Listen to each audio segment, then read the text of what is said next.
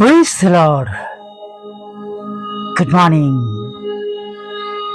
સવારની સલામ.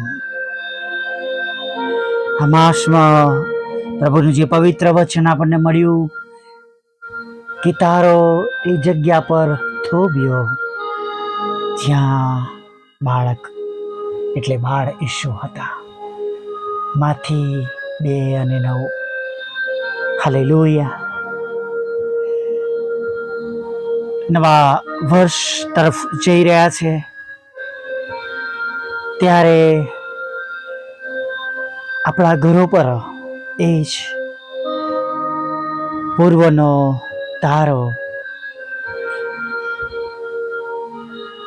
આપણા ઘરો પર સદાકાળના માટે સ્થિર રહે. આપણું ઘર કે તેમનું ઘર, પ્રાર્થનાનું ઘર, તેમના લોહીમાં ખરીદેલા લોકોનું ઘર અને તેઓના પ્રેમ, આનંદ અને શાંતિથી ભરેલા લોકોનું ઘર બની જાય. હાલેલુયા.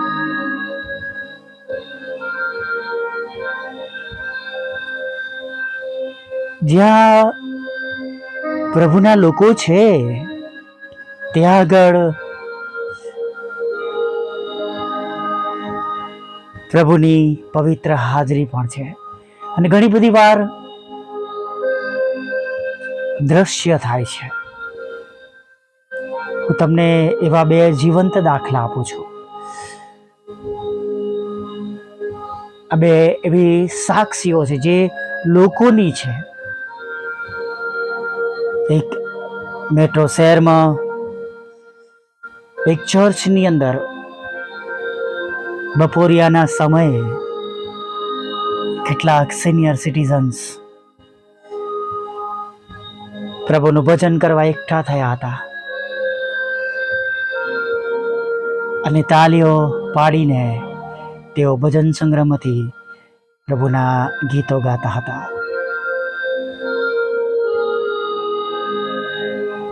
બસો 17 નંબરનું ગીત છે, અગ્નિ પડવા દે. તેઓ તાલીઓ પાડીને ગાતા હતા. થોડી વારમાં આજુબાજુથી બધા લોકો ચર્ચમાં આવ્યા. આ બધા તલ્લીન હતા સ્તુતિમાં. આંખો ખોલી તો ઘણા બધા લોકોને જોયા કે તમને ખબર છે કે અમે જોવા આવ્યા કે તમારા ચર્ચ પર અગ્નિ પડી ગયો છે, એટલે અમે અંદર જોવાય કે અંદર કશું આગ તો લાગી નથી. પણ નવાઈની વાત છે, અંદરનું વાતાવરણ એકદમ અલગ છે. એ ચર્ચ પર પડતો અગ્નિ અમે જોયો, પણ અંદર નથી જોઈ શકતા. Praise the lord. હાલેલુયા.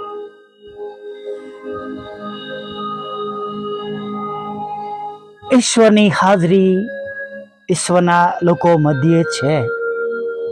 તેમનું વચન છે, તેમણે સ્પષ્ટ કહ્યું છે આપણને, જ્યાં કઈ 2 અથવા 3 મારા નામે ભેગા થયા હશે તેઓની વચમાં હોઈશ. અને તેઓ તમારા અને મારા જેવા, અને મારા અને તમારા જેવા મનુષ્ય સ્વભાવના નથી કે જેટલું બોલે અને બોલીને ફરી જાય. ગણનામાં જે પ્રમાણે કહેવામાં આવ્યું છે.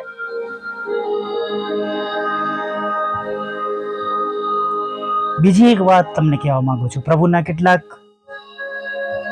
નવા વિશ્વાસીઓ, નવા વિશ્વાસમાં આવેલા, જેમણે પ્રભુને જીવન સોંપેલું, એવા 3-4 જણા એક ગામના સીમાડેના ખેતરમાં તેઓ એકાંતમાં ખુલ્લા આકાશ નીચે તેઓ પ્રાર્થના કરતા હતા. ઘૂંટડીએ પડીને તેઓ પ્રભુની સ્તુતિ કરતા હતા, ગીતો ગાતા હતા. અને ઘણા બધા ગામના લોકો દોડી આવ્યા.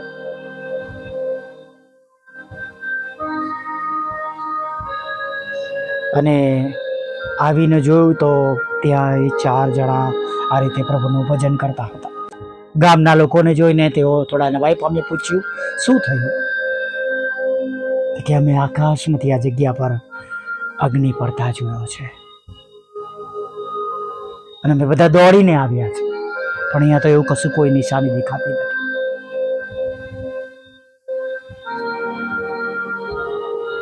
Praise the lord, hallelujah.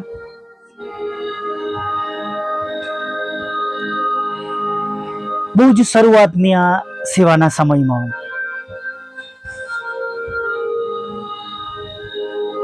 30 kilometre એક શહેર છે, તેનાથી 10 કિલોમીટર 10 થી 12 કિલોમીટર દૂર બીજું એક ગામ છે. એ ગામ એ સમયમાં પ્રાર્થના માટે મને એક ભાઈ લઈ જઈ રહ્યા હતા. પોતાના વાહન પર, બાઇક પર બેસાડીને મને લઈ જતા હતા. અને મેં એમને કહ્યું હતું કે એ ઘર આવે એના 2 કિલોમીટર પહેલાં તમે ઊભી રાખજો, હું રસ્તામાં એ ઘરે જતા પહેલાં પ્રાર્થના કરવા માગું છું. અને એ સાંકડા રસ્તાઓ પર એક સુંદર ખેતર હતું, ત્યાં થોડી સરસ જગ્યા હતી. ત્યાં એ ભાઈ સાથે હાથ પકડીને પ્રાર્થના કરી અને જ્યાં જવાનું હતું એના માટે પ્રાર્થના કરી. જે લોકો હતા, દારૂનો દુષ્ટાત્મા હતો, એ ઘરમાં દુષ્ટાત્મા હતો, બીમારીનો દુષ્ટાત્મા હતો, અને હું બિલકુલ નવો જ હતો.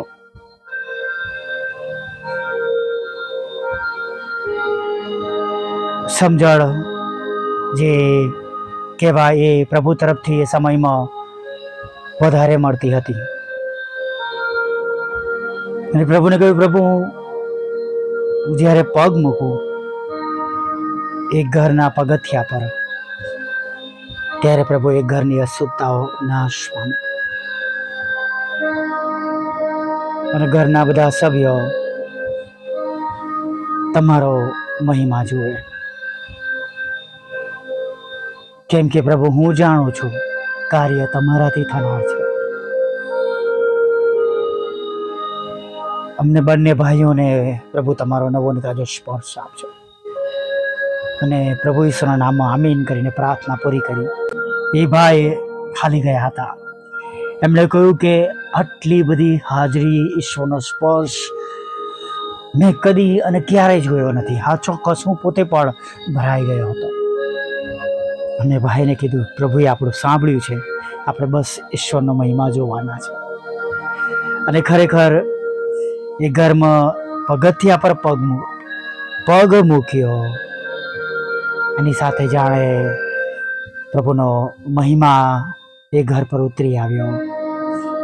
એ ઘરમાં પિતા અને પુત્ર બેઉ દારૂ પીતા હતા. બંને જણે દારૂ છોડી દીધો.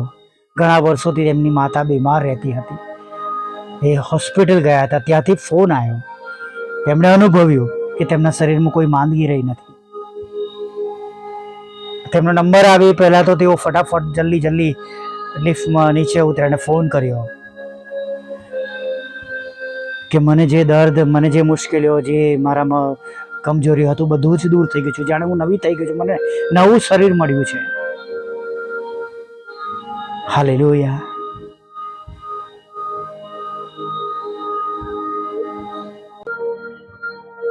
ભલા મિત્રો, આ કોઈ એક વ્યક્તિ જ કરી શકે છે એમ નહીં, અથવા એક વ્યક્તિ દ્વારા જ થાય એમ નહીં. પ્રભુ બધાના દ્વારા આવા મોટા મોટા કામો કરાવવા માંગે છે. અને અંતના સમયમાં એવા જબરા વિશ્વાસ સાથે આપણે આ વર્ષમાં આગળ વધીએ. આપણા કુટુંબ સાથે, પરિવાર સાથે, વ્યક્તિગત મિત્રમંડળ સાથે, આત્મિક મિત્રો સાથે આપણે પ્રભુની આગળ નમી જઈએ. અને જો આપણા ઈશ્વર આજે પણ એ જ પ્રભુ છે કે જે મોટા મોટા કામો તમારા ને મારા દ્વારા કરે છે. Hallelujah, praise the lord. આવી એક નાની પ્રાર્થના સાથે પ્રભુએ આપેલા આજના દિવસમાં આગળ વધીએ. ભલા પ્રભુ, અમે સ્તુતિ કરીએ છીએ અને તમારો પુષ્કળ આભાર માનીએ છીએ કે પ્રભુ અમે બરાબર પ્રભુ આ વર્ષને પૂરું કરવાને માટેના દિવસોમાં બિલકુલ નજદીક છે પ્રભુ. અરે પ્રભુ, અમે સ્તુતિ કરીએ છીએ, તમારો આભાર માનીએ છીએ પ્રભુ કે આખું વર્ષ તમે અમારી સંભાળ લીધી છે. અને રોજે રોજ એક સુંદર નવી સવાર દેખાડી છે, એક સુંદર પહોર દેખાડી છે પ્રભુ. કદાચ અમારી પરિસ્થિતિઓ સારી હતી ન હતી, અમે દુઃખી હતા, અમે નિરાશ હતા, અમે ચિંતિત હતા, અમે બીમાર હતા, પણ એવા સગળા સમયોમાં પ્રભુ તમે અમારી મુલાકાત લેવાનું પડતું મૂક્યું નથી. તમે અમારી સાથે રહ્યા છો પ્રભુ, અને સર્વ સમયે પ્રભુ તમે અમને મદદ કરી છે, તમે અમને સહાય કરી છે, અમને બેઠા કરીએ છીએ, અમને પડી જીવવા દીધા નથી પ્રભુ. અને તમે અમારી પ્રાર્થનાના ઉત્તર બન્યા છો, તેના માટે પ્રભુ અમે પ્રભુ તમને લાખો લાખ ધન્યવાદ આપતા પ્રભુ, તમારા ચરણોમાં નમી જતા પ્રભુ અમે તમારી આભાર સ્તુતિ કરી છે, અને પ્રભુ તમને થેન્ક યુના અને આભાર સ્તુતિના અર્પણો ચડાવે છે પ્રભુ. તમે એવા ઈશ્વર છો, તમે એવા પ્રભુ છો કે જે તમારા બાળકોની પ્રાર્થના સાંભળો છો અને કદી તેને અવગણના કરતા નથી. Thank you lord, thank you. તમારા માટે એક એક વ્યક્તિ કિંમતી છે પ્રભુ. પ્રભુ એક એક વ્યક્તિ તમારી દ્રષ્ટિમાં મૂલ્યવાન છે પ્રભુ, અને તમે કોઈને પડતા મૂકતા નથી, તમે કોઈને છોડી દીધા નથી. તેના માટે અમે વિશેષ તમારો પુષ્કળ આભાર માનીએ છીએ. અને પ્રભુ આભાર માનતા, સ્તુતિ કરતા, આરાધના કરતા પ્રભુ આજે ફરીને એકવાર પ્રભુજી આ નવી સવારમાં પ્રભુ પિતા અમે તમારા પવિત્ર નામથી આગળ વધવા માંગીએ છીએ.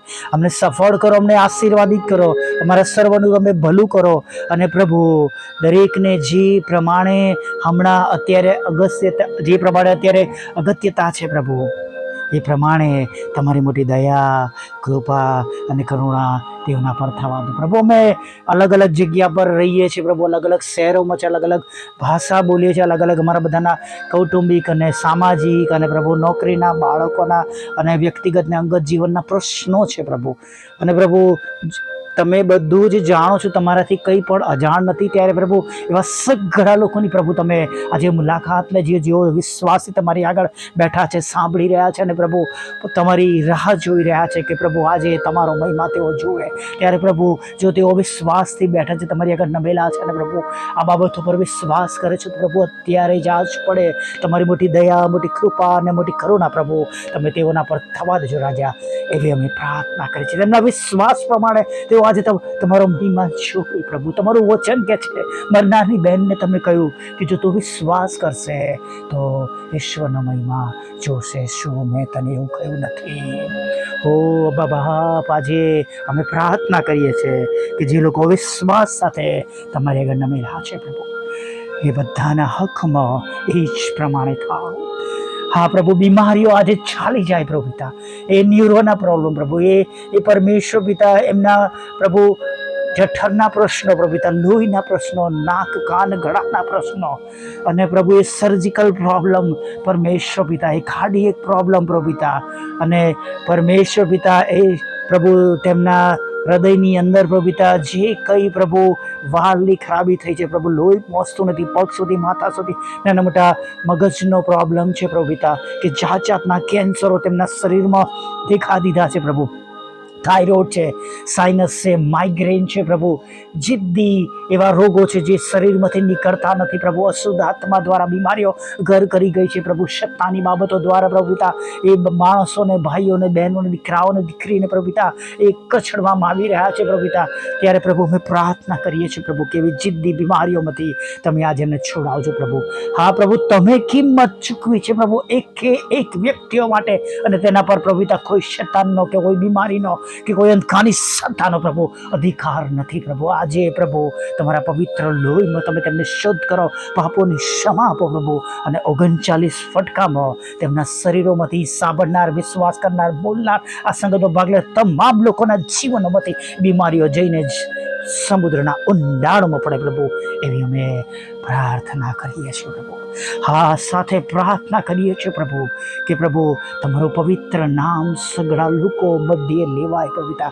જેમ સ્વર્ગમાં તેમ પૃથ્વી પર તમારી ઈચ્છાઓ પૂરી થાય અને તમારું રાજ્ય વહેલું આવે, દરેક કુટુંબ દરેક ચીજ કબૂલ કરે. તમે દેવના દીકરા છો પ્રભુ, એવું થવા દો પ્રભુ. એને માટે અમારા બધાની સેવાઓનો ઉપયોગ કરો પ્રભુ પિતા.